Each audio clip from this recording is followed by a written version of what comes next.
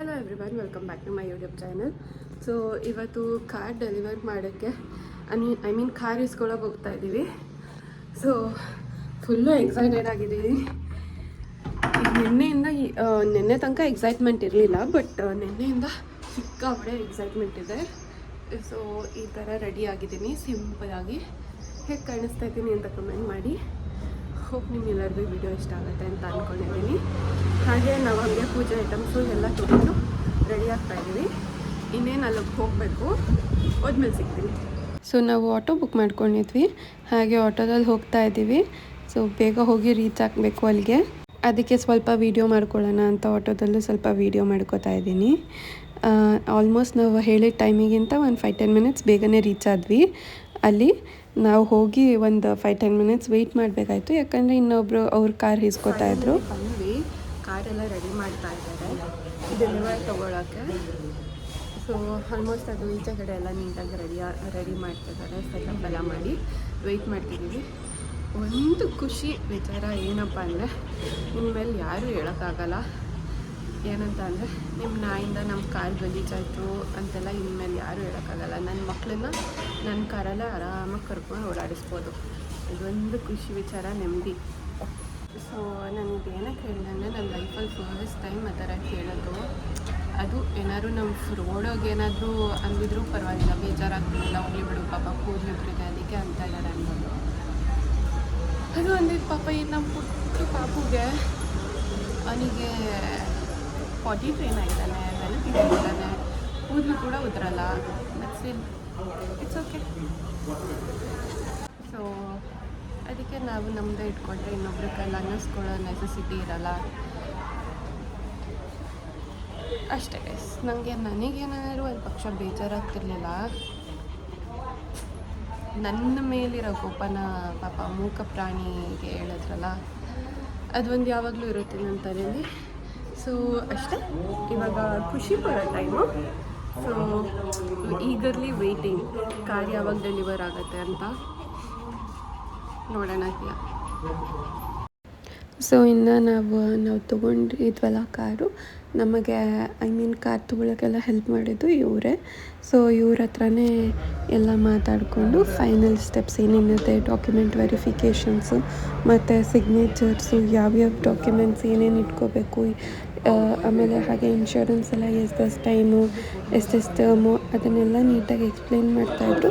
ಹಾಗೆ last step ಡಾಕ್ಯುಮೆಂಟೇಷನ್ನ ಕೂಡ ಮುಗಿಸ್ಕೊಂಡ್ವಿ. So ಇದೆಲ್ಲ ಆದಮೇಲೆ ಅವರು ನಮಗೆ ಒಂದು ಪುಟ್ಟದಾಗಿ ಕೇಕ್ ಕಟ್ ಮಾಡಿ ಕೂಡ ಸೆಲೆಬ್ರೇಟ್ ಮಾಡಿಸಿದ್ರು. ಅದು ಕೂಡ ನಮಗೆ ತುಂಬ ಖುಷಿ ಆಯಿತು. ಸೊ ಆಲ್ಮೋಸ್ಟ್ ಎಲ್ಲ ಬೇಗನೆ ಮುಗ್ದೋಯ್ತು. ಸೊ ನಮಗೂ ಗೊತ್ತಿರಲಿಲ್ಲ ಇಷ್ಟು ಬೇಗ ಆಗುತ್ತೆ ಅಂತ. ಅಟ್ಲೀಸ್ಟ್ ನಾವು ಒಂದು 15-20 ಡೇಸ್ ಆದರೂ ಟೈಮ್ ಬೇಕಾಗುತ್ತೆ ಅಂತ ಅಂದ್ಕೊಂಡಿದ್ವಿ. ಬಟ್ ಎಲ್ಲ ಬೇಗನೆ ಆಗೋಯಿತು. ಮೇ ಬಿ ನಾವು ರನ್ನಿಂಗಲ್ಲಿರೋ ಕಾರ್ನ ಚೂಸ್ ಮಾಡಿರೋದಕ್ಕೋಸ್ಕರ ಇಷ್ಟು ಬೇಗ ಆಯಿತು ಏನೋ ಗೊತ್ತಿಲ್ಲ. ಬಟ್ ಎಲ್ಲ ಬೇಗ ಮುಗೀತು. ಸೊ ಇದನ್ನೆಲ್ಲ ಹಾಗೆ ಒಂದು ವಿಡಿಯೋ ಕ್ಲಿಪ್ಪಿಂಗ್ ಮಾಡ್ಕೋತಾ ಇದ್ವಿ. ಅದಾದಮೇಲೆ ಎಲ್ಲ ನೀಟಾಗಿ ಫಿಲ್ ಮಾಡಿ ಎಲ್ಲ ಇದು ಮಾಡಿದ್ವಿ. ಆಮೇಲೆ ಅವರು ನೀಟಾಗಿ ಎಕ್ಸ್ಪ್ಲೇನ್ ಮಾಡ್ತಿದ್ರು. ಸೊ ಏನೇನು ಇಟ್ಕೋಬೇಕು, ನೀವು ಯಾವ್ಯಾವ ಥರ ನಿಮ್ಗೇನಾದ್ರು ಬೇಕಾ ಅಡಿಷ್ನಲ್ ಆಗಿ ಅಂತೆಲ್ಲ ಕೇಳ್ಕೊತಾಯಿದ್ರು. ಸೊ ಫೈನಲಿ ನಮ್ಮದು ಎಲ್ಲ ಸಿಗ್ನೇಚರ್ ಮಾಡೋದಾಗಿರ್ಬೋದು, ಡಾಕ್ಯುಮೆಂಟ್ ಪ್ರೋಸೆಸ್ಸು ಎಲ್ಲ ನೀಟಾಗಾಯಿತು. ಅದಾದಮೇಲೆ ನಾನು ಆಗಲೇ ಹೇಳಿದಾಗೆ ಅವರು ನಮಗೆ ಕೇಕ್ ಕೂಡ ಕಟ್ ಮಾಡಿಸಿ ಸೆಲೆಬ್ರೇಟ್ ಮಾಡಿಸಿದ್ರು. ಸೊ ಇದನ್ನು ಒಂದು ಖುಷಿ ಪಡೋ ವಿಚಾರನೇ, ಖುಷಿ ಆಯಿತು. ಸೊ ಹಾಗೆ ಕೇಕ್ ಕಟ್ ಮಾಡಿ ಎಲ್ಲ ಸೆಲೆಬ್ರೇಟ್ ಮಾಡ್ಕೊಂಡ್ಮೇಲೆ ನೀಟಾಗಿ ಕಾರ್ ಕೂಡ ನಮಗೆ ರೆಡಿ ಮಾಡಿಟ್ಟಿದ್ರು. ಸೊ ಇನ್ನು ಕಾರೆಲ್ಲ ರೆಡಿಯಾಗಿದೆ ಅಂತ ಹೇಳ್ಬಿಟ್ಟು ನಮಗೂ ಖುಷಿ ಆಯಿತು. ಫೈನಲಿ ಕಾರ್ ಓಪನ್ ಮಾಡ್ತಾಯಿದ್ದೀವಿ. ಸೊ ನಾವು ತೊಗೊಂಡಿರೋ ಕಾರ್ ಇದೇನೆ. ಹೇಗಿದೆ ಅಂತ ಕಮೆಂಟ್ ಬಾಕ್ಸಲ್ಲಿ ತಿಳಿಸಿ. ನಮಗೆ ಸದ್ಯಕ್ಕೆ ನಾವಿಬ್ಬರೇ ಇರೋದ್ರಿಂದ ತುಂಬ ಖುಷಿಯಾಯಿತು. ಇನ್ನೊಂದು ಖುಷಿ ಪಡೋ ವಿಚಾರ ಏನಂದರೆ, ನನ್ನ ಕಾರ್ನ ಫಸ್ಟ್ ನಾನೇ ಸ್ಟಾರ್ಟ್ ಮಾಡಿ ನಾನೇ ಓಡಿಸಿದ್ದು. ಅಂದರೆ ನಂಗೆ ಅಷ್ಟು ನೀಟಾಗಿ ಬರಲ್ಲ, ಕಲಿತಾ ಇದ್ದೀನಿ. ಒಂದು ಸ್ವಲ್ಪ ಮುಂದೆ ಮೂವ್ ಮಾಡಿದ್ದು ನಾನೇ. ಸೊ ಅದೊಂದು ತುಂಬ ಖುಷಿ ಪಡೋ ವಿಚಾರ. ಸೊ ಫೈನಲಿ ನಮ್ಮ ಕಾರ್ ಬಂತು, ತೊಗೊಂಡು ಹೋಗ್ತಾ ಇದ್ದೀವಿ. ಈಗ ಹೋಗಿ ಪೂಜೆ ಮಾಡಿಸ್ಬಿಟ್ಟು ಸ್ವಲ್ಪ ಹೊತ್ತು ರೆಸ್ಟ್ ತಗೊಳ್ಳೋದು, ಆಮೇಲೆ ಸ್ವಲ್ಪ ಹೊತ್ತು ಒಂದು ರೌಂಡ್ ಹಾಕೋದು, ಸುತ್ತಾಡೋದು. ಹೆಂಗ ಅನ್ನಿಸ್ತಿದೆ ನಿಮ್ದಿ ಅಲ್ಲ? ನಮ್ದು ಅಂತ ಅದಕ್ಕೆ ಅಂತ ಬಂತಲ್ಲ, ಕೈ ಎತ್ತು ಒಂಚೂರು ಇವಾಗ.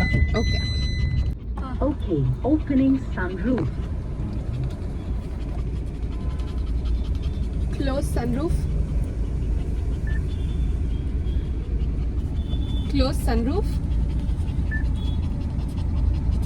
Sure, closing. Yeah. How do you feel? Awesome.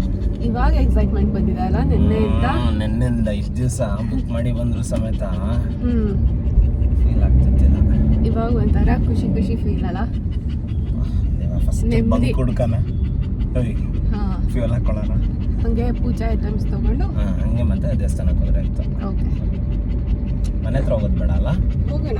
ಮನೆ ಹತ್ರ ಹೋಗೋದೇನಕ್ಕೆ? ಆರತಿ ಮಾಡ್ಬೇಕಲ್ಲ ಆಮೇಲೆ, ಪೂಜೆ ಮಾಡಿ ಆದ್ಮೇಲೆ. ಇವಾಗಲೇ ಬೇಡ ಹೋಗೋದು. ಕುಕ್ಕು ಪ್ರಿಂಟ್ ಆಗಬೇಕು ಮತ್ತೆಪ್ಪ.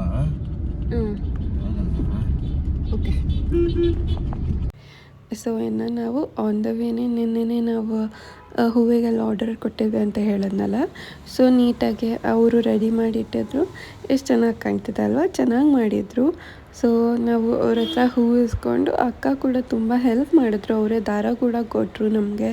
ನಾವು ನೀಟಾಗಿ ದಾರ ಎಲ್ಲ ಕಟ್ಕೊಂಡು ಇನ್ನೇನು ಪೂಜೆ ಮಾಡ್ಸೋಕ್ಕೆ ಅಂತ ಮನೆಗೆ ಹೋಗಿ ಸ್ವಲ್ಪ ಫ್ರೆಶ್ ಅಪ್ ಆಗ್ಬಿಟ್ಟು ಹೋಗೋಣ. ಯಾಕಂದರೆ ನಾವು ಕಾರ್ ಇಸ್ಕೊಳ್ಳೋ ಟೈಮೇ ಆಲ್ಮೋಸ್ಟ್ ಮಧ್ಯಾಹ್ನ ಹೋಗಿತ್ತು. ಆದ್ದರಿಂದ ಲಾಗಿನೂ ಮಾಡಬೇಕು. ಹಾಗೆ ಈ ಟೈಮಲ್ಲಿ ಯಾರೂ ಇರಲ್ಲ ಅಂತ ಹೇಳಿಬಿಟ್ಟು ಸಂಜೆ ಮಾಡಿಸೋಣ ಪೂಜೆ ಅಂತ ಮನೆಗೆ ತೊಗೊಂಡು ಹೋದ್ವಿ. ಹೂವು ಮಾತ್ರ ನಿಜವಾಗ್ಲೂ ತುಂಬ ಚೆನ್ನಾಗಿ ಕಾಣ್ತಾಯಿತ್ತು.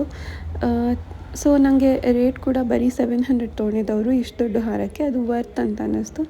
ಇನ್ನು ಸಂಜೆ ನಾವು ನೀಟಾಗಿ ರೆಡಿ ಆಗಿಬಿಟ್ಟು ಹೋಗಿ ದೇವಸ್ಥಾನದಲ್ಲಿ ಪೂಜೆ ಮಾಡಿಸ್ಕೊಂಡ್ವಿ. ಸೊ ಅದನ್ನು ಕೂಡ ಹಾಕಿದ್ದೀನಿ. ವರ್ಕಿಂಗ್ ಡೇ ಇದ್ದಿದ್ದರಿಂದ ನಮಗೆ ಸ್ವಲ್ಪ ಕಷ್ಟ ಆಯಿತು. ಲೈಕ್ ಕೆಲಸನೂ ಮಾಡಬೇಕು, ಹಾಲಿಡೇ ಕೂಡ ಸಿಕ್ಕಿರಲಿಲ್ಲ.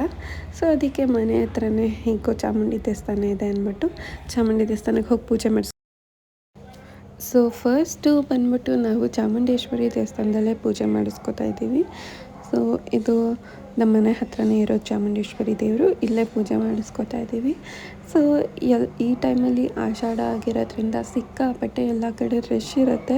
ನಾವು ಆದಷ್ಟು ರಶ್ ಇಲ್ಲದಿರೋ ಕಡೆ ದೇವಸ್ಥಾನದ ಹತ್ರ ಹೋಗಿ ಪೂಜೆ ಮಾಡಿಸ್ಕೊಂಡು ಬೇಗ ಬರೋಣ ಅಂತ ಹೇಳಿಬಿಟ್ಟು ಪೂಜೆ ಮಾಡಿಸ್ಕೊಂಡು ಬಂದ್ವಿ. ಅದಾದಮೇಲೆ ಇನ್ನೂ ಒಂದು ದೇವಸ್ಥಾನ ಕೂಡ ಇದೆ, ಗಣೇಶ ದೇವಸ್ಥಾನ. ಅಲ್ಲೂ ತುಂಬ ಚೆನ್ನಾಗಿ ಪೂಜೆ ಮಾಡ್ತಾರೆ. ನಾವು ಅಲ್ಲಿ ಕೂಡ ಹೋಗಿ ಪೂಜೆ ಮಾಡಿಸ್ಕೊಂಡು ಬಂದ್ವಿ. ಸೊ ಇನ್ನು ಪೂಜೆ ಎಲ್ಲ ನೀಟಾಗೆ ಮಾಡಿದ್ರು. ಸೊ ನಾವು ಅಂದ್ಕೊಂಡಿದ್ದ ಟೈಮ್ ಒಳಗಡೆ ನೀಟಾಗೆ ಪೂಜೆ ಎಲ್ಲ ಮಾಡಿಕೊಟ್ರು, ಮಾಡ್ಸೋಕ್ಕಾಯಿತು. ಅದು ಒಂದು ಖುಷಿ. ಆದರೆ ನಾವೇನು ಮಾಡಿಬಿಟ್ಟಿದ್ವಿ ಅಂದರೆ, ನಾವು ಪೂಜೆಗೆ ಅಂತ ಕಾರ್ಗೆ ತೊಗೊಂಡಾಗ ಅಂತ ಸ್ವೀಟ್ನ ಕೊಡೋಕ್ಕೆ ಅಂತ ತೊಗೊಂಡಿದ್ವಲ್ಲ, ಅದು ಸ್ವೀಟ್ ಏನಾಗಿತ್ತು ಅಂದರೆ ಮನೇಲೇ ಬಿಟ್ಬಿಟ್ಟು ಬಂದುಬಿಟ್ಟಿದ್ವಿ. ಎಷ್ಟು ಹುಷಾರಾಗಿತ್ತು, ಎಷ್ಟು ನೆನ್ಪು ಮಾಡಿಕೊಂಡ್ರೆ ಏನಾದ್ರು ಒಂದು ಮರ್ತೋಗುತ್ತಲ್ಲ. ಸೊ ಪರವಾಗಿಲ್ಲ ಅಂತ ಹೇಳಿಬಿಟ್ಟು ಅಟ್ಲೀಸ್ಟ್ ಪೂಜೆ ನೀಟಾಗಾಯ್ತಲ್ಲ ಅಂತ ಹೇಳಿ ಪೂಜೆನೇ ಮಾಡಿಸ್ಕೊಂಡು ಬಂದಾದಮೇಲೆ ಎಲ್ಲರಿಗೂ ಸ್ವೀಟ್ ಹಂಚೋಕ್ಕೆ ಸ್ಟಾರ್ಟ್ ಮಾಡಿದ್ವಿ. ಅದೊಂದು ಸಮಾಧಾನ. ಅಟ್ಲೀಸ್ಟ್ ಹೋಗಲಿ ಬಿಡು, ಈಗಲೇ ಪೂಜೆನಾದ್ರು ನೀಟಾಗಾಯ್ತಲ್ಲ, ಸ್ವೀಟ್ ಇಲ್ಲ ಅಂದರೆ ಏನು ಅಂತ. ಸೊ ಅದೊಂದು ಇದ್ದಿದ್ರೆ ಇನ್ನೂ ಚೆನ್ನಾಗಿ ಕಂಪ್ಲೀಟ್ ಆಗ್ತಿತ್ತು ಅಂತ ನನಗೆ ಅನ್ನಿಸ್ತು. ಆದರೂ ಪರವಾಗಿಲ್ಲ, ಪೂಜೆ ಆಯ್ತಲ್ಲ. ಮನೆಗೆ ಬಂದುಬಿಟ್ಟು ಮನೆ ಹತ್ರನೇ ಇರೋದ್ರಿಂದ ಎಲ್ಲರಿಗೂ ಸ್ವೀಟ್ ಡಿಸ್ಟ್ರಿಬ್ಯೂಟ್ ಮಾಡಿದ್ವಿ. ಹಾಗೆ ನಾವು ಶೋರೂಮು ಕೂಡ ಸ್ವಲ್ಪ ಸ್ವೀಟ್ಸ್ ತೊಗೊಂಡೋಗಿದ್ವಿ. ಅದನ್ನು ಕೂಡ ನಾನೇನು ಕ್ಯಾಪ್ಚರ್ ಮಾಡಿಲ್ಲ. ಹೋಪ್ ನಿಮ್ಮೆಲ್ಲರಿಗೂ ಈ ವಿಡಿಯೋ ಇಷ್ಟ ಆಗುತ್ತೆ ಅಂತ ಅಂದ್ಕೊಂಡಿದ್ದೀನಿ. ಇಷ್ಟ ಆದರೆ please subscribe to my channel and like my videos. ಹಾಗೆ ನಮ್ಮ ಹೊಸ ಕಾರ್ ಹೇಗೆ ಕಾಣಿಸ್ತಿದೆ ಅಂತ ಕಮೆಂಟ್ ಬಾಕ್ಸಲ್ಲಿ ತಿಳಿಸಿ. ಸೊ ಗಾಡಿ ದೊಡ್ಡದೇ ಇರಲಿ ಚಿಕ್ಕದೇ ಇರಲಿ, ನಮ್ಮದು ಅಂತ ಸ್ವಂತವಾಗಿ ಯಾವ್ದಾದ್ರು ಒಂದು ಗಾಡಿ ಇದ್ದರೆ ಒಳ್ಳೆಯದು ಅಂತ ನನ್ನ ಅಭಿಪ್ರಾಯ. ಸೊ ಇದಕ್ಕೆ ನಿಮ್ಮ ಅನಿಸಿಕೆ ಏನು ಅಂತ ಅದನ್ನು ಕೂಡ ತಿಳಿಸಿ.